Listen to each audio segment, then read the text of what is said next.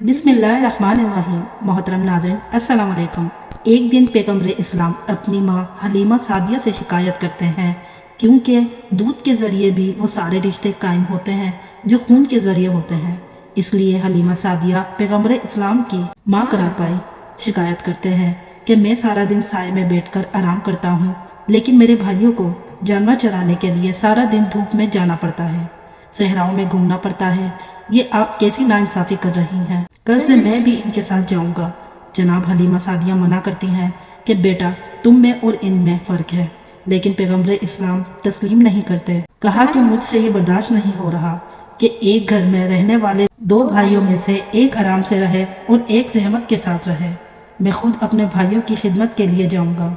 हलीमा सादिया ने मना करना चाहा, क्योंकि फ़कत हलीमा के घर की ही बात नहीं है, अब तो सारे कबीले की इज्जत का मामला है। सारा कबीला एहतराम करता है। अगर लोगों ने पलटकर मुझसे पूछ लिया कि हलीमा जो सारे कबीले के लिए बरकत लेकर आया, तुम इसे ही अपने घर के काम के लिए भेज रही हो, तो मैं क्या जवाब दूंगी? मगर पैगंबर ने इतना इसरार किया कि हलीमा सादिया मजबूर हो गई, और अगले दिन से पैगंबर इस्लाम ने आका की हैसियत के बजाय बराबर के साथी की हैसियत से अपने भाइयों के साथ जाना शुरू कर दिया। एक मर्तबा जब आप इनके साथ बकरियां चराने गए, तो वो ये देखकर घबरा गए कि करीब की पहाड़ी से दो नौजवान उतर कर आए, हमारे भाई के करीब आए और बाजुओं से इन्हें थामा और लेकर पहाड़ी पर जाकर गायब हो गए। चीखते हुए फरियाद करते हुए कबीले में आए। माँ से कहा, गजब हो गया, जो हमारे भाई हैं जिन्हें आप मक्का से लेकर आए हैं, पता नहीं कौन से दो आदमी आए और इन्हें लेकर फरार इख्तियार कर गए। हलीमा सादिया को हज़रत अब्दुल मुत्तलिब की ये पेशन गोई याद है कि देखो, इस बच्चे की हिफाजत करना, दुश्मन मुसलसल इसके पीछे लगे हैं। घबरा गई, सारे कबीले में फरियाद की। कबीले के मर्दोजन दौड़ते हुए आए, इस पहाड़ी पर चलने लगे जहाँ का इशारा किया था। तो ये देखकर हैरान हो गए कि पहाड़ी पर वो बच्चा बड़े आराम के साथ इस अंदाज में लेटा हुआ है कि सर पर ताज है, जिस्म पर शाही लिबास है। दो नौजवान दाएं बाएं बैठे हुए जिस्म दबा रहे हैं और ऐसा लग रहा है कि गुलाम आका के सामने बैठे हैं। सामने सारे हुजूम को आते हुए देखा। एक लम्हे में वो लोग गायब हो गए। पैगम्बर इस्लाम मुस्कुराते हुए खड़े हुए जनाब हलीमा सादिया से कहा कि मादर ग्रामी, आपको परेशान होने की जरूरत नहीं है। परवरदिगार आलम की जानिब से ये मेरे मुहाफिज थे, जो हर लम्हे मेरे साथ रहते हैं। इनके होते हुए कोई मुझे नुकसान नहीं पहुँचा सकता। अब हलीमा सादिया को कुछ इत्मीनान हुआ। इसके बाद भी 3 मरतबा पैगम्बर इस्लाम इस तरह गायब हो गए थे, लेकिन अब हलीमा सादिया को इत्मीनान होता था। 2 साल का अरसा गुजर जाने के बाद हलीमा सादिया पैगम्बर इस्लाम को लेकर इनके दादा से मिलाने आती हैं। अभी मक्का के करीब पहुंची थी, किसी काम के सिलसिले में खेमे से बाहर आती हैं। यकायक अंधेरा था छाया, और फिर हलीमा सादिया वापस जो आई तो देखा कि बच्चा गायब है। हलीमा सादिया तो परेशान हो गई, मगर वहाँ हजरत अब्दुल मुत्तलिब व खाने खुदा के करीब बैठे हैं। मसरत बिछी हुई है। यकायक कान में आवाज आई कि आपका पोता जो हलीमा के पास था वहाँ से खो गया है। बस इतना सुनना था कि बेचैन होकर हजरत अब्दुल मुत्तलिब खड़े हो गए, तलवार को नियाम से निकाला, काबे के पर्दे को थामा और आवाज थी कि अगर मेरा बच्चा ना मिला तो मैं 1000 अरबों और 100 कुरैशियों को कत्ल कर दूंगा। फिर पर्दा पकड़ के कहते हैं, परवरदिगार, मैंने अपने पोते को तेरी हिफाजत में दिया था। यकायक एक और आवाज़ आती है, ए अब्दुल मुत्तलिब, घबराने की ज़रूरत नहीं है, परवरदिगार आलम ने तुम्हारे बच्चे को महफूज रखा है, और मक्का के करीब फला सहरा के फला मकाम पर जाओ, वहाँ तुम्हारा बच्चा तुमको मिल जाएगा। हज़रत अब्दुल मुत्तलिब नंगी तलवार लेकर सवारी का जानवर मंगवा चुके हैं। इस पर सवार होकर चले और मुकर्ररा मुकाम पर पहुँचे, और ये देखकर हैरान रह गए कि सहरा में बबूल का दरख्त लगा है, लेकिन इसमें ताज़ा खजूरें लटक रही हैं। पैगम्बर इस्लाम इन खजूरों को तोड़ के खा रहे हैं, और दाएं बाएं 2 इंतहाई खूबसूरत नौजवान खड़े हैं। हज़रत अब्दुल मुत्तलिब ने अंदाजे से पहचान लिया कि ये मेरा पोता है, क्योंकि 8 दिन की उम्र से आज तक यानी 2 साल की उम्र तक अपने पोते को नहीं देखा था। करीब पहुँचे और पैगम्बर से पूछा कि तुम कौन हो? हज़रत अब्दुल मुत्तलिब खुद तो जानते हैं, लेकिन साथ वालों को बताना मकसद था। पैगम्बर ने अपना सारा शजरा नस्ब बता दिया। मैं मोहम्मद इब्ने अब्दुल्ला इब्ने अब्दुल मुत्तलिब इब्ने हाशिम हूँ, यहाँ तक कि हज़रत आदम तक अपना पूरा शजरा बताया। सवाल किया कि ये नौजवान तुम्हारे साथ कौन है? कहा, ये जिब्राइल है, ये मिकाइल है, हर वक्त मेरी हिफाजत करते रहते हैं। अब्दुल मुत्तलिब ने कहा, बेटा, मैं तुम्हें लेने आया हूँ। कहा कि मैं तो खुद आपका इंतज़ार कर रहा था। حضرت عبدالمطلب اپنے ساتھ اپنے پوتے کو لے کر چلے مکہ میں داخل ہوئے۔ اب تاریخ یہ بتاتی ہے کہ 8ویں دن کے بعد سے اب تک اپنی ماں کو بھی نہیں دیکھا، لیکن سیدھا اپنی ماں جناب آمنہ کی مکان میں داخل ہوئے۔ قریش کی ساری عورتیں جمع ہیں، جناب آمنہ رو رہی ہیں اور انہیں تسلی دی جا رہی ہے، کیونکہ جناب آمنہ کو صرف یہ خبر ملی تھی کہ آپ کا لخت جگر صحرا میں کھو گیا ہے۔ پیغمبر اسلام بالکل اس طرح سے کہ جیسے پہچانتے ہوں کہ میری ماں کون ہے، عورتوں کے ہجوم میں داخل ہوئے اور سیدھے اپنی ماں کی گود میں جا کر بیٹھ گئے۔ ساری عورتیں حیران و پریشان ہیں کہ جس نے 8 دن کے بعد سے اپنی ماں کو نہیں دیکھا، مگر کس انداز سے اور کس یقین کے ساتھ اپنی ماں کی گود میں پہنچا ہے۔ جناب عبدالمطلب نے حلیمہ سعدیہ کو بلایا کہ دیکھو، تمہیں اس کی حفاظت اور بڑھا دینا ہے۔ یہ اس لیے ہے کہ آج مکہ میں بعض یہودی آئے ہوئے ہیں، اگر یہ واقعہ انہوں نے دیکھ لیا تو انہیں پتہ چل جائے گا کہ یہ بچہ کہاں ہے۔ حلیمہ سعدیہ نے وعدہ کیا کہ اپنی جان سے زیادہ اس بچے کی حفاظت کروں گی۔ پیغمبر کو لے کر واپس اپنے قبیلے میں گئی، یہاں تک کہ 5 سال گزر گئے۔ اب حلیمہ سعدیہ پیغمبر اسلام کو لے کے آتی ہیں۔ معاہدے کی میعاد پوری ہو چکی ہے۔ خود جناب عبدالمطلب اور جناب آمنہ بھی اپنے لال کی فراق میں تڑپ رہی ہیں۔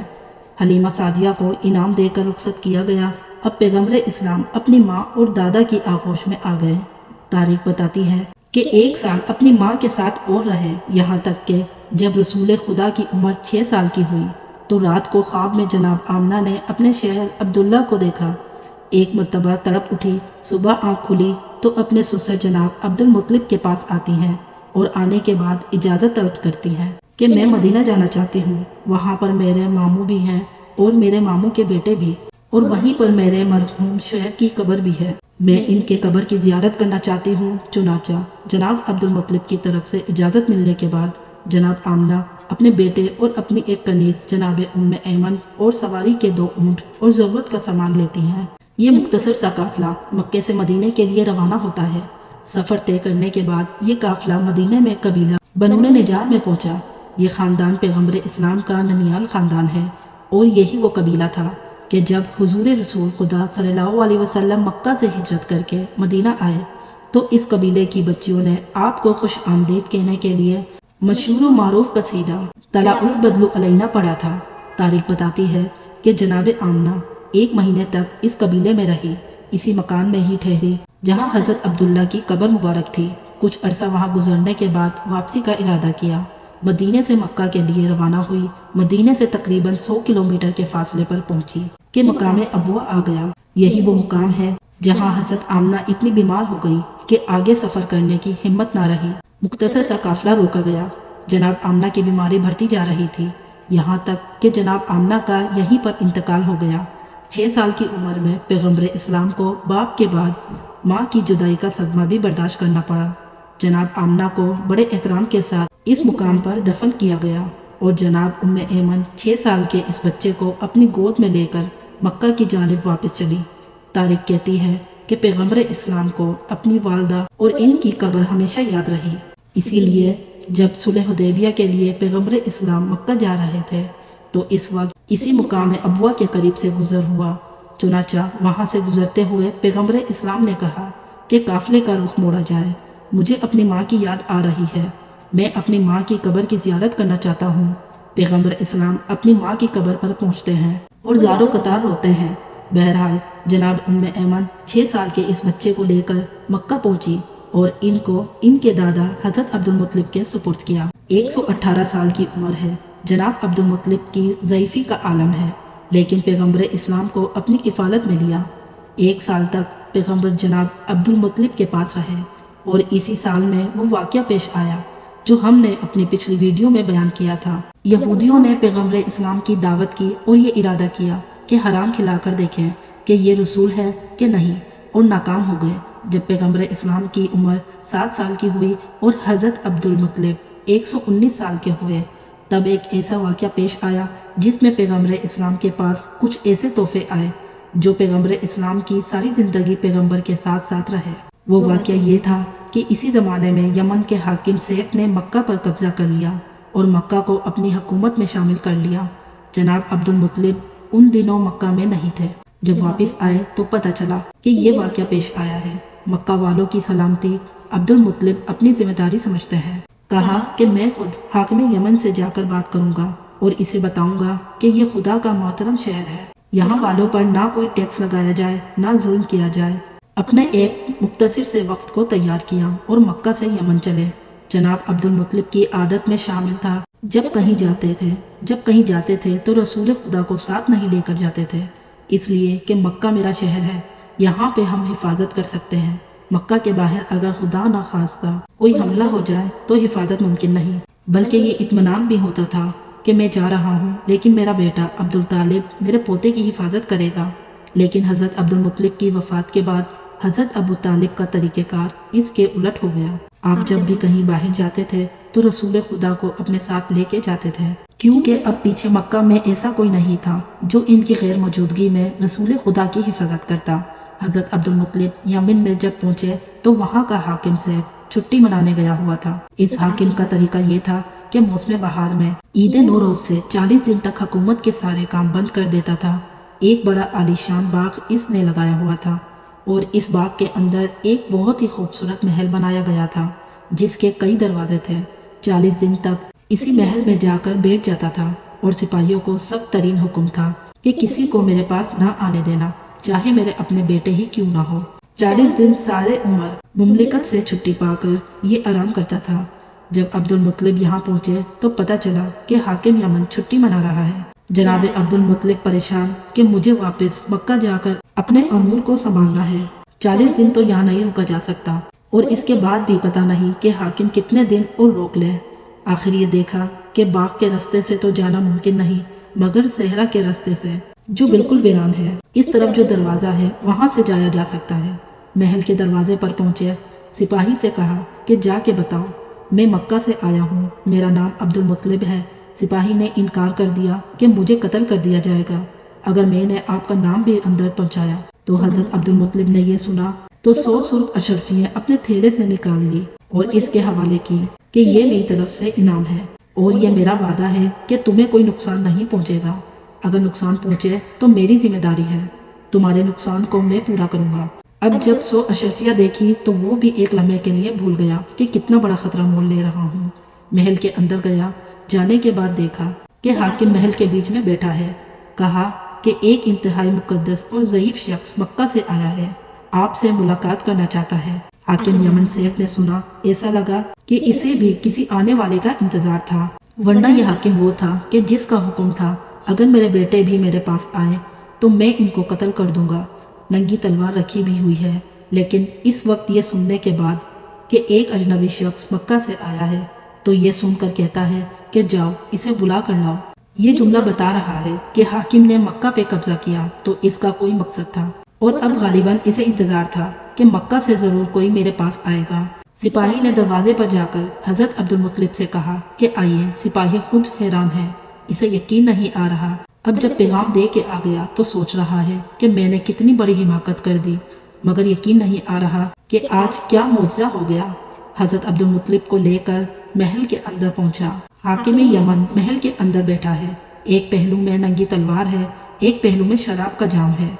जनाब अब्दुल मुत्तलिब को आता हुआ देखा, खड़े होकर इस्तकबाल किया। आप कहाँ से तशरीफ लाए हैं? जनाब अब्दुल मुत्तलिब ने कहा कि मैं मक्का से आया हूँ और मक्का वालों के बारे में आपसे कोई बात करना चाहता हूँ।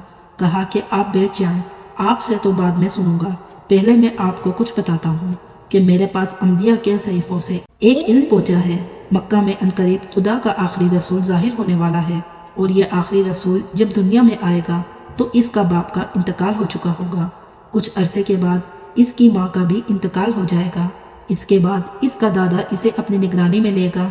जब वो दादा इसे अपनी निगरानी में लेगा तो एक मरतबा वो दादा मुझसे मिलने आएगा और मेरे पास अंबिया की जानिब से 3 अमानतें इस रसूल के लिए रखी हुई हैं। मैं इंतज़ार कर रहा हूँ कि मक्का में वो कौन है जो आके मुझसे ये अमानत ले जाए।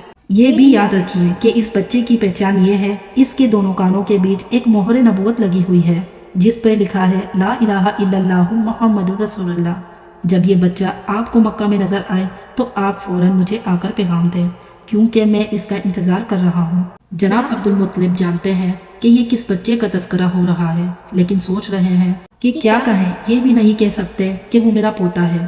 کہیں حاکم یہ نہ سمجھ لے کہ امانت کا نام سن کر اپنے آپ کو کہہ دیا، اور یہ وعدہ بھی نہیں کر سکتے کہ جب وہ بچہ آئے گا تو میں آپ کو بتاؤں گا۔ یہ بھی ایک طرح سے غلط وعدہ ہے۔ بیٹھے ہوئے سیف مسکرایا اور مسکرا کے کہا، فقط اتنا ہی نہیں، میرا اندازہ یہ ہے کہ اس بچے کا دادا آپ ہی ہیں، اور وہ بچہ اس وقت آپ کے گھر میں پیدا ہو چکا ہے۔ جناب عبد المطلب نے کہا کہ ہاں، جو علامتیں آپ نے بتائی ہیں، ان علامتوں کے مطابق تو میرا پوتا ہے، اور مجھے یہ بھی پتا ہے کہ میرا پوتا اللہ کا آخری رسول ہونے والا ہے۔ مجھے اس کے بارے میں سب کچھ معلوم ہے۔ سیف نے کہا کہ اچھا، کل دربار میں آپ سے ملاقات ہوگی اور وہاں پہ میں آپ سے تفصیلی بات چیت کروں گا۔ جناب عبد المطلب رخصت ہو کر باہر آ گئے، اور یمن میں جس چیز کو یہ اطلاع ملی، سب نے ایک مرتبہ حیرت کے مارے دانتوں میں انگلیاں دبا لی۔ یہ کیسے ممکن ہے کہ ان دنوں میں کوئی آدمی جائے اور زندہ واپس آ جائے؟ اور اس سے زیادہ حیرت اگلے دن ہوئی کہ 40 دن سے زیادہ حاکم شہر والوں سے کٹ جاتا تھا، لیکن اب محل سے باہر نکل آیا۔ اگلے دن دربار سجایا گیا اور دربار میں باقاعدہ مکہ کے وفد کو شاہی مہمان کی حیثیت سے بلایا۔ حاکم نے جناب عبد المطلب کو اپنے پہلو میں بٹھایا اور سارے وقت میں بھاری انعام تقسیم کیے۔ اب جناب عبد المطلب انتظار کر رہے ہیں کہ اب وہ امانتیں کب ملتی ہیں۔ حاکم نے کہا کہ راز کی بات ہے جو میں دربار میں سب کے سامنے نہیں کہہ سکتا۔ شام کو آپ میرے محل میں آئیے، جب آپ کو رخصت کیا جائے گا تو یہ امانتیں آپ کو دی جائیں گی۔ اب حضرت عبد المطلب کو انتظار ہے۔ شام کا وقت آیا۔ حضرت عبد المطلب شام کو محل میں گئے تو حاکم یمن نے 3 جانور پیش کیے۔ کہا، یہ 3 جانور میری طرف سے آپ کے اس پوتے کے لیے تحفہ ہے کہ جو اللہ کا آخری رسول ہونے والا ہے، اور اگر میں زندہ رہا تو یقیناً اس کی مدد کروں گا۔ حاکم یمن ایک اونٹنی، ایک خچر اور ایک گھوڑا تحفے میں پیش کرتا ہے۔ یہ اونٹنی تاریخ اسلام میں بڑی اہمیت رکھتی ہے، کیونکہ پیغمبر اسلام نے جو اپنا آخری خطبہ دیا تھا وہ اسی اونٹنی کے اوپر سوار ہو کر دیا تھا، جو حاکم یمن کی طرف سے رسول خدا کو ملی تھی۔ یہ تینوں جانور پیغمبر اسلام کے ساتھ مدینے میں بھی تھے۔ چنانچہ تاریخ بتاتی ہے کہ جب پیغمبر اسلام ہجرت کر کے گئے تو حضرت علی علیہ السلام کو بستر پہ سلایا گیا، اور ایک اور ذمہ داری آپ کے سپرد کی گئی کہ خاندان بنی ہاشم کی جو عورتیں ہیں جنہیں رسول خدا اپنے ساتھ لے کر نہیں گئے تھے، انہیں اور ان جانوروں کو اور خاندانی تبرکات کو لے کے مجھ سے مدینے میں ملاقات کرنا۔ تو یہ پیغمبر اسلام کے پاس وہ تحفے تھے جو حاکم یمن کے ذریعے ان تک پہنچے اور آخری وقت تک پیغمبر کی خدمت میں رہے۔ حاکم یمن نے بتایا کہ یہ گھوڑا پروردگار عالم کی جانب سے ایک معجزے کے نتیجے میں وجود میں آیا، اور اس اونٹ کے بارے میں بھی روایت ہے کہ یہ خاص تحفہ پیغمبر اسلام کے لیے بنایا گیا۔ حاکم نے تینوں جانوروں کے بارے میں بتایا کہ اس اونٹنی پر میں اگر 6 مہینے بھی سفر کروں تو یہ تھکتی نہیں ہے اور اپنے سوار کو پریشان نہیں کرتی۔ گھوڑا ایسا بابرکت ہے کہ میں جس جنگ میں بھی اس پر سوار ہو کر گیا کبھی مجھے شکست نہیں ہوئی اور میرے قدم پیچھے نہیں ہٹے۔ خچر ایسا ہے کہ اس کے اوپر سوار ہو کر اگر تفریح کی جائے تو انسان کی تفریح کا لطف دوبالا ہو جاتا ہے۔ یہ خاص 3 تحفے ہیں، یہ آپ اس سال اپنے ساتھ لے جائیں۔ آئندہ سال جب آپ تشریف لائیں تو ایک اور اہم ترین راز ہے جو انبیاء کے صحیفوں میں ہے اور میرے سینے میں محفوظ ہے۔ میں وہ آپ تک پہنچا دوں گا تاکہ آپ پھر اپنے خاندان والوں کو یہ راز بتائیں۔ اپنے پوتے کی حد سے زیادہ حفاظت کریں۔ آئندہ سال مجھ سے ضرور ملاقات کریں اور میرا یہ عقیدہ سنتے جائیں کہ میں آپ کے پوتے کی نبوت پر ایمان لا چکا ہوں، اور اگر زندہ رہا تو تلوار نکال کر ان کی مدد کروں گا۔ حضرت عبد المطلب کو خداحافظ کہا۔ حضرت عبد المطلب انتہائی خوشی کے عالم میں واپس آ رہے ہیں۔ مکہ کے قریب پہنچتے ہیں۔ ایک مرتبہ مکہ والوں کو پتہ چلا کہ ہمارے سردار حاکم یمن سے بات چیت کر کے آ رہے ہیں۔ سارا مکہ استقبال کے لیے نکلا۔ پیغمبر اسلام ساتھ ہیں، مگر راستے میں ایک جگہ پتھر پر بیٹھ گئے اور مکہ والے آگے بڑھ گئے۔ جیسے ہی یہ استقبال یا ہجوم حضرت عبد المطلب کے پاس پہنچا تو حضرت عبد المطلب نے کسی کو نہیں دیکھا اور پہلا سوال کیا کہ میرا پوتا کہاں ہے؟ اب لوگ ایک دوسرے کو دیکھ رہے ہیں۔ پتہ چلا کہ وہ راستے میں ایک جگہ آرام کے لیے بیٹھ گئے تھے۔ ہم آگے نکل آئے۔ جناب عبد المطلب نے کہا کہ میں کسی سے ملاقات نہیں کروں گا جب تک کہ اپنے عبداللہ کی نشانی کی زیارت نہ کر لو۔ سب کو ہٹا کر آگے بڑھے اور خود پیغمبر اسلام کے پاس پہنچے۔ کہا کہ یہ 3 تحفے میں تمہارے لیے لایا ہوں۔ پیغمبر اسلام نے انتہائی خوشی کے ساتھ ان تحفوں کو قبول کیا۔ حاکم یمن کو دعا دی اور اس کے بعد ساری زندگی یہ تحفے پیغمبر کے ساتھ ساتھ رہے۔ یہ پیغمبر اسلام کی عمر کے 7ویں سال کا واقعہ ہے۔ 1 سال گزرا، پیغمبر اسلام 8 سال کے ہو گئے۔ اسی دوران مکہ میں قحط پڑا، اور ایسا قحط کہ لوگ دانے دانے کو محتاج ہوتے جا رہے تھے۔ حضرت ہاشم کی ایک پوتی تھی، یعنی پیغمبر اسلام کی رشتے میں پھوپھی۔ انہوں نے ایک مرتبہ خواب میں یہ دیکھا کہ جب تک تم عبداللہ کے یتیم کے ذریعے سے دعا نہیں مانگو گے، اس وقت تک مکہ والوں کی پریشانی دور نہیں ہو سکتی۔ خاندان بنو ہاشم کے لیے تو یہ کوئی مسئلہ ہی نہ تھا۔ اگلے دن یہ خواب جب مکہ میں پھیلا تو سب تیار ہو گئے، پیغمبر اسلام کو آگے آگے لے کر چلے، اور مکہ کے باہر جا کر پیغمبر نے دعا مانگی۔ بارش تو ہوئی، مگر ابو جہل وغیرہ جو پہلے ہی سے حسد کے مارے تڑپتے جا رہے تھے کہ سارے اعزازات اس خاندان کو مل رہے ہیں، ایک مرتبہ اور ان کا حسد میں اضافہ ہو گیا۔ 8ویں سال میں پیغمبر اسلام کو ایک اور صدمہ برداشت کرنا پڑا۔ 8 سال اور 8 مہینے پیغمبر اسلام کی عمر ہے۔ وہ وقت قریب آ رہا ہے کہ حضرت عبد المطلب کو یمن سے آئے ہوئے 1 سال ہو جائے گا، واپس جانا چاہتے ہیں، مگر پروردگار عالم غالباً اس راز کو راز ہی رکھنا چاہتا ہے۔ خدا جانے حاکم یمن کیا بات کہنا چاہتا تھا، کیونکہ اس سے پہلے کہ حضرت عبد المطلب یمن جاتے، حضرت عبد المطلب بیمار پڑے اور مکہ میں ہی آخری وقت آ گیا۔ حضرت عبد المطلب کی حالت بگڑتی جا رہی تھی، یہاں تک خاندان کے لوگوں نے یہ کہا کہ حضرت عبد المطلب کو خانہ خدا کے قریب منتقل کیا جائے۔ خانہ خدا کے قریب لایا گیا اور ان کے لیے ایک مسن کو بچھایا گیا۔ حضرت عبد المطلب کو اس پر لٹا دیا گیا۔ خانہ خدا کے دروازے کے قریب حضرت عبد المطلب انتہائی بے چینی سے چاروں طرف دیکھ رہے ہیں، جیسے کسی کو تلاش کر رہے ہوں۔ پیغمبر اسلام بھی پیچھے پیچھے آ رہے تھے۔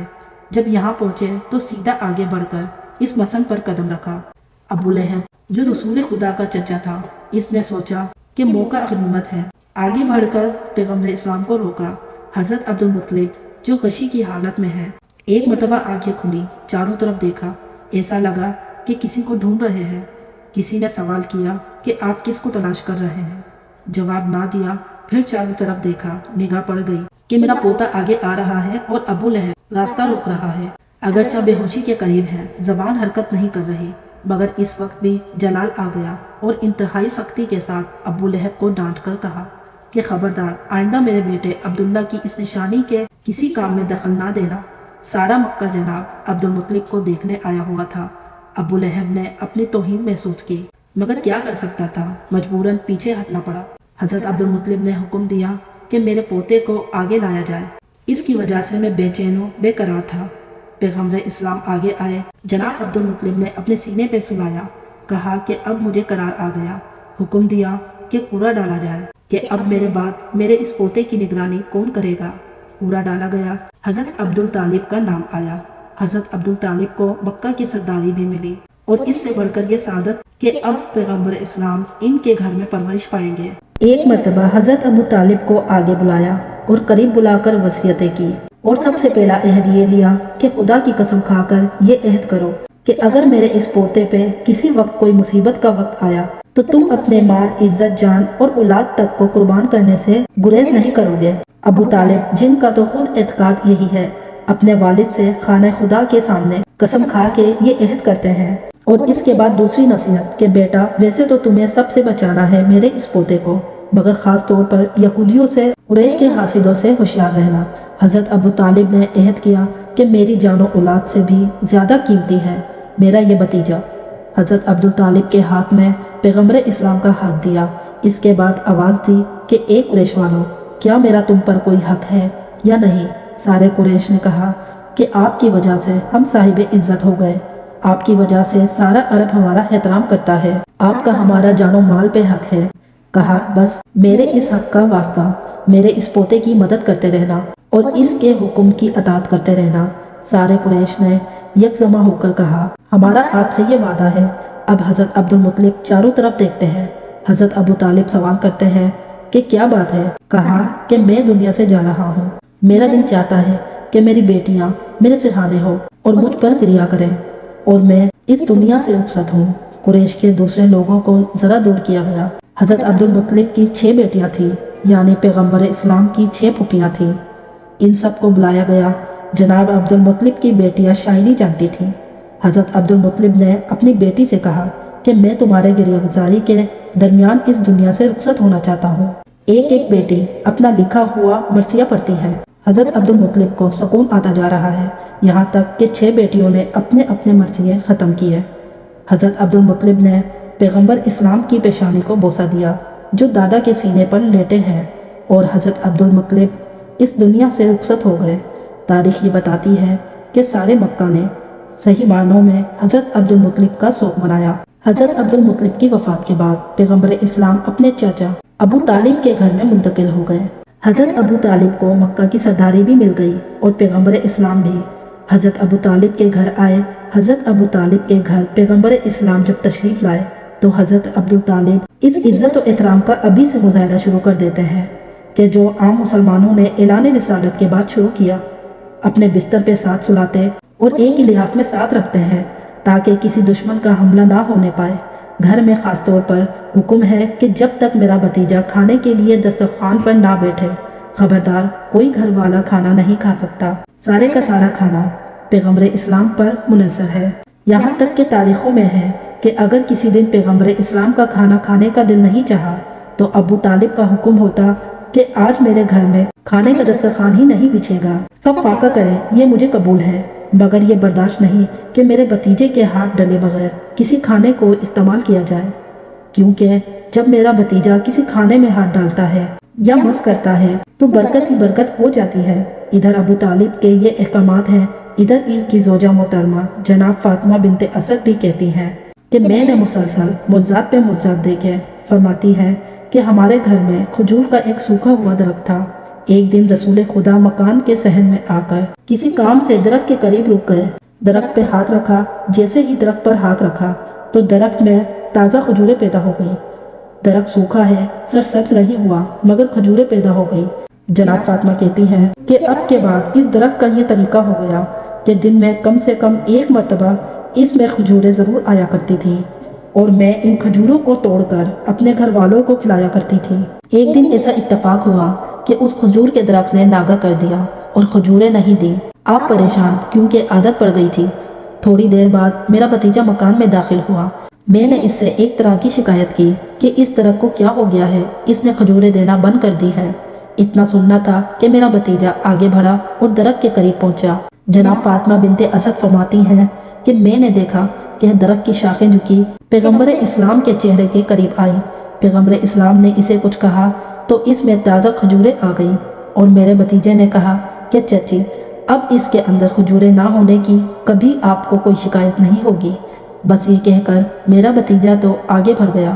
میں نے ایک مرتبہ اپنے ہاتھ اٹھائے، پروردگار اتنا بڑا مقام ہے میرے بھتیجے کا، اس کے واسطے تو مجھے ایک ایسی اولاد عطا فرما جو اسی کی مثل ہو اور ہمیشہ اس کا ساتھی بن کر رہے۔